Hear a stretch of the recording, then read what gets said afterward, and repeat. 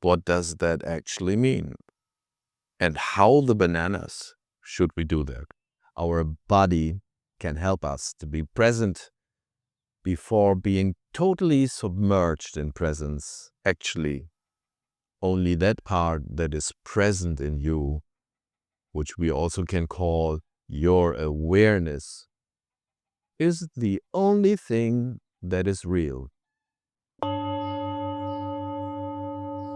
Thanks for tuning in. Just in case you follow this channel on YouTube, you might have noticed that I mention a lot the benefits of being present. What does that actually mean? And how the bananas should we do that? Or what should we do to be present?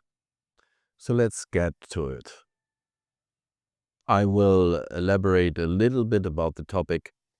Having presence being pointed out to me personally happened by divine grace. I had the great pleasure to being in the presence of an extraordinary being. I will now try to replicate what has been pointed out to me. We can profit from the wisdom expressed by Chökyal Namkhai Norbu. I need to mention this Tibetan Dzogchen master. Anyone interested should definitely have a look into his teachings. He himself defined presence as precise, non-conceptual awareness. Awareness of the mind in its natural state.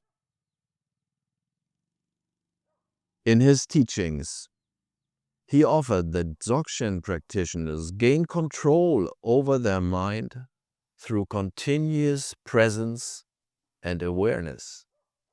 Through the continuous practice of presence, they are able to recognize samsara and nirvana as a unity. So now you might notice those are a lot of words to describe this one word called presence. So please bear with me while I make the intent to simplify, with the intention to help you understand what is meant with being present. By describing what it is not thinking about being present. Although you are thinking about it right now, and you might want to use your mind to have an understanding of the concept that is underlying to this effect. Thinking is definitely not the main tool to practice presence. Presence involves simply recognizing thoughts, not being distracted by them. It is your ability to be aware of thoughts and experiences without judgment or distraction. Norbu taught that true knowledge arises from mastering the mind through ongoing awareness beyond intellectual debates, even in challenging situations. One only acknowledges circumstances and returns to presence. No need to add anything to what is happening right now and here. And now let me express a quick disclaimer. I am not at all authorized to speak from the level of wisdom a Dzogchen master represents. I am just expressing my humble opinion as far as I understand anything. And in my understanding, the most important tool we have at hand to experience presence is through our material existence.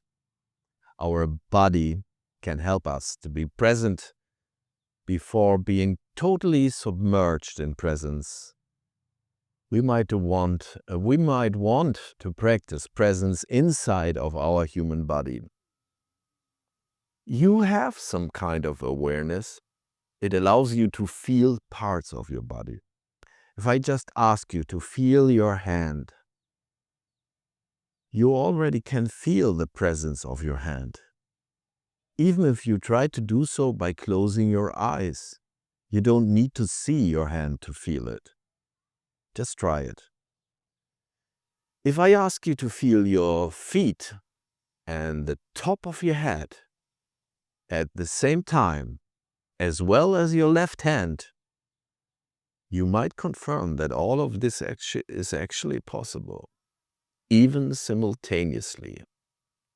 By feeling the presence in your body while you are doing anything, it helps you to be present. Another easy tool would be the observation of your breathing. It is your ability to focus your awareness on the action of breathing in and breathing out. These are very easy to apply practices. Those improve your ability to be present in life. Another tip that might help you to practice presence is related to the fact that you can observe yourself. More and more, you should notice when you are actually not present. You are not present when you think about what happened in the past or what should happen in the future. When you catch yourself doing such thing, it can help you to be more aware and bring your focus back to the present moment, which, as you know, is the only thing that really exists.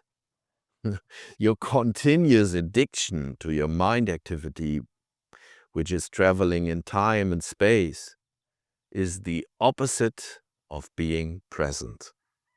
And by doing that, you are avoiding presence. That should be immediately noticed by your awareness. You are the witness.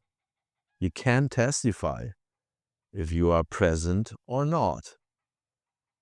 The moment you have an understanding and you are experiencing that you are not present, it allows you to put your focus back on the present moment. Actually, only that part that is present in you, which we also can call your awareness, is the only thing that is real. Everything else is an illusion. Your presence or awareness is your real nature. Everything else is just an infinite amount of objects, those you are able to observe in your awareness. You are the subject that observes all objects that are in your presence. This is it. There's nothing else to it. That sounds very simple, and actually it is. Your mind and ego might not like the simplicity of that presence. The ego loves to interfere and add stuff to the simplicity. Let us make it a little bit more complex. But you are able to learn to catch it when it does that. All the judgment and unnecessary opinions added to the situations are not really helping. They are just tainting the truth that is. They add stuff by making it more colorful, more wonderful, more terrible, more boring, more whatever flavor you want to give it. But that is not really you. You are just the awareness in which things are happening. Your mind and your ego are adding descriptions and values to that same awareness. Those added details are fictitious. They are an illusion. But you might take them for real. That mainly is the cause of suffering. And here we are. I give you a quick list of the benefits of being present. But first, let me repeat what you could do on a daily basis to be present. When being present, you blend between meditation and daily chores. You convert ordinary things like eating, walking, or sensing into meditation. Your life converts into a form of informal, continuous meditation. You practice anywhere, anytime, maybe even when you sleep. Being present cleans your perceived reality from involuntary creation of new karma. It diminishes the illusions that you might create by not being present. Your presence allows you to face reality and truth.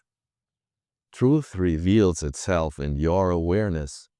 Presence helps you to develop genuine compassion without pretense. Presence fosters self-control over distractions and thoughts. It prevents you from suffering, diminishing calming effects and dualistic habits. An aware individual lives peacefully amid worldly rules without compulsion, avoiding irritation from external disturbances like noise. Being present allows you to develop true compassion by observing your own defects. You will be able to empathize with others, breaking your own ego barriers. Another great benefit is your whole personality is much more attractive to others. Your presence enables you to be more attentive, and that is something humans around you appreciate. On the other hand, if you were just walking around being distracted with your own little ego self, others will react and notice that you are 100% not interested in them. You are just expressing ignorance towards your fellow humans. Your presence is a healing power for the world. Your presence gives you the energy that you need to be an influencer for a greater good. And doing good feels good. That converts you in someone who is full of energy, very much alive, and ready to enjoy everything that makes Earth such a beautiful experience.